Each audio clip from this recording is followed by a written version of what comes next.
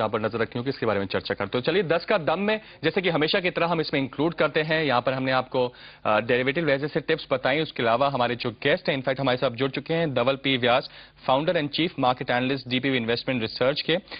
धवल जी नमस्कार, कार्यक्रम में स्वागत आपका। सबसे पहले तो फटाफट आपसे बाजार पर राय लेना चाहेंगे। एक 5328 का लेवल देखने को मिल रहा है, 5342 का निफ्टी ने खाई लगाया है, एक्सपायरी का हफ्ता है, क्या स्ट्रैटेजी रहेगी? लास्ट वीक में अगर आप देखें तो हमने सलाह दी थी 5180 पे कि आप बाइंग स्टार्ट कर दो अभी। अब यहाँ पे हम 5330 पे हम खड़े हैं, जहाँ पे एक थोड़ा सा रेजिस्टेंस आ सकता है। तो यहाँ पे स्ट्रेटेजी ये होनी चाहिए कि आप 50% प्रॉफिट जो है वो बुक कर सकते हो लॉन्ग पोजीशंस पे, और अराउंड 5360 5370 आप एक पुट ऑप्शन बाय कर सकते हैं 5400 स्ट्राइक प्राइस का इसी मंथ के, और आप शॉर्ट बना सकते हो पोजीशंस वहाँ पे। और हम यहाँ पे एक्सपेक्ट कर रहे हैं वेडनेसडे को कि वेडनेसडे से यहाँ पे थोड़ा सेलिंग प्रेशर और प्रॉफिट बुकिंग स्टार्ट होगा, जो हमको करीबन 5200 के करीब ले जाएगा। जी धवल जी, इंटरडे लेवल के लिए आप हमारे दर्शकों को कुछ अपनी टिप्स सुझाना चाहेंगे जहां पर आप खरीदारी या फिर बिकवाली का नजरिया अपनाने की सलाह देंगे? ओवरऑल हम ये देख रहे हैं कि मिड कैप जो स्टॉक्स हैं उसमें थोड़ा महंगा आ सकता है। हमारी पहली पिक रहेगी गुजरात एनआरई कोक, जो करीबन 88 के करीब ट्रेड कर रहा है, और स्टॉप लॉस जहां पे आप रख सकते हो 81 लेवल्स का, और टारगेट का आपका बनेगा 102। अगर आप देखो तो ये हमारा लॉन्ग टर्म पिक भी रहा है 29 लेवल से, और we are looking at a target of 150 plus in long term. जी जी जी, कंटिन्यू करिए सर। और आपने गुजरात एनआरई कोक के बारे में बात की, उसके अलावा कुछ और टिप्स सुझाना चाहेंगे हमारे दर्शकों को?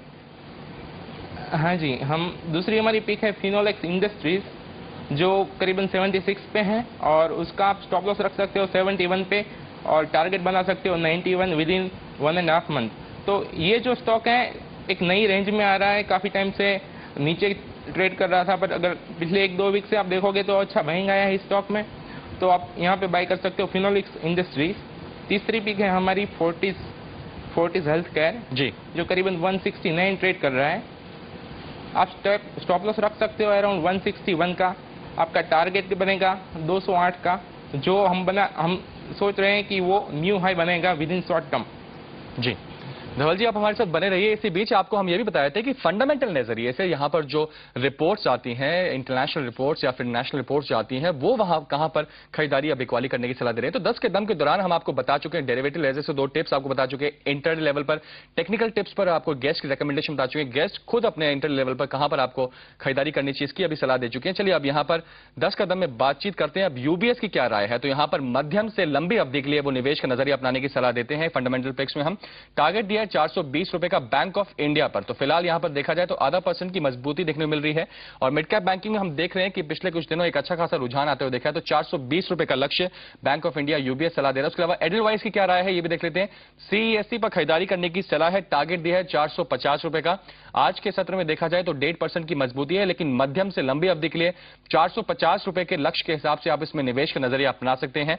ये एडलवाइस कैपिटल की राय है। उसके अलावा कुछ और रिपोर्ट्स भी हैं यहां पर। सिटी ग्लोबल की क्या राय है ये भी देख लेते हैं कि सिटी ग्लोबल किस पर बिकवाली करने की सलाह दे रहा है। इनफैक्ट अदानी पावर पर यहां पर तो एक रिपोर्ट जो निकाली है उसमें टारगेट दिया 106 रुपए का, तो अदानी पावर पर एक बिकवाली की सलाह है, 120 रुपए का लक्ष्य दिया है। और यहां पर फिलहाल देखा माफ कीजिए, यहां पर 106 रुपए का लक्ष्य दिया और 120 रुपए करंट इसका भाव है, तो यहां पर ₹1.40 की बढ़त देखी जा रही है, करीबन 1.25% की बढ़त है, लेकिन यहां पर सेल रिकमेंडेशन है। उसके अलावा देख लेते हैं कि और कौन सी यहां पर रिपोर्ट्स की हम चर्चा करने जा रहे हैं। तो पीएल रिसर्च, इनकी क्या राय है, ये टारगेट दे रहे हैं गुजरात गैस पे, तो मध्यम से लंबी अवधि के लिए 313 रुपए का लक्ष्य दिया है। 289 का यहां पर एक लक्ष्य, एक मौजूदा भाव देखने को मिल रहा है, करीबन 7 रुपए की मजबूती इस काउंटर में देखने को मिल रही है, लेकिन 313 के लक्ष्य के हिसाब से आप इसमें निवेश कर सकते हैं। चलिए हमारे साथ धवल साहब जुड़े हुए हैं, बाजार पर और जानकारी लेते हैं। धवल साहब, आपसे राय जानना चाहेंगे रिलायंस पर। रिलायंस के नतीजे जिस तरीके से शुक्रवार को हमने देखे थे तो कोई खासे नहीं रहे। इनफैक्ट अगर जीआरएम्स की बात करें तो मार्केट की उम्मीद से नीचे ही रहे जीआरएम्स। रिलायंस पर आपकी रणनीति क्या रहेगी, medium term as well as short term? अगर किसी को इंटरडे लेवल पर रिलायंस में निवेश करना हो तो आप इस पर खरीदारी या फिर बिकवाली करने की सलाह देंगे, और इन केस यहां पर किसी को अब रिलायंस में पोजीशन बनानी हो मध्यम अवधि के लिए तो यहां पर आप किन लेवल्स पर खरीदारी करने की सलाह देंगे? बेसिकली रिलायंस में जो रिजल्ट आया है, और अगर आप प्रैक्टिकली देखें तो ऐसी मार्केट इकोनॉमी जब रिकवर होती है तो ऐसे लेवल्स और ऐसे रिजल्ट जो हैं वो तो अच्छे साबित होने चाहिए, क्योंकि अब देखें तो क्वार्टरली हाईएस्ट प्रॉफिट उसने किया है डिक्लेयर। और यहाँ पे अगर मीडियम टर्म पर्सपेक्टिव से हम देखें तो करीबन 1050 के करीब इन्वेस्टर्स लोग बाइंग कर सकते हैं 3 to 6 मंथ्स के लिए। उनका टारगेट होना चाहिए अराउंड 1350 का। अगर लॉन्ग टर्म की हम बात कर रहे हैं तो we are very bullish on Reliance Industries from 2 year perspective. अभी ट्रेड कर रहे हैं करीबन 1080 के करीब, और हम उसको टारगेट रख सकते हैं अराउंड 1950 का। जी धवल साहब, बहुत बहुत शुक्रिया आपका हमारे कार्यक्रम में जुड़ने के लिए, अपनी महत्वपूर्ण राय देने के लिए। कोई डिस्क्लोजर्स आपके? Thank you. हेलो जी धवल साहब, कोई डिस्क्लोजर्स आपके? नहीं, अभी तो हमारी कोई पोजीशंस इसमें है, गुजरात एनआरई में है, फोर्टिस में है और विप्रो में है। चलिए, बहुत बहुत शुक्रिया आपका हमसे जुड़ने के लिए। तो फिलहाल मार्केट से 10 को हम यहीं विराम देते हैं।